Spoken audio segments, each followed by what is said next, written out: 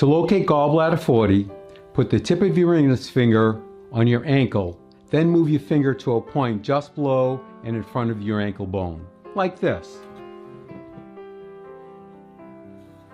Now, push in to find a point that is sensitive, sore, tender, or painful. That is gallbladder 40. Activate gallbladder 40 by rubbing the area quickly 5 times. Take a break for count of 5 and repeat 4 more times. It might look like this.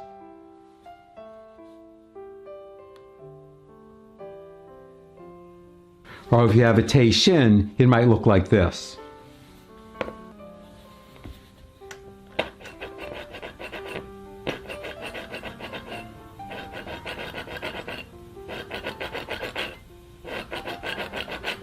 Now find and activate gallbladder 40 on your other foot.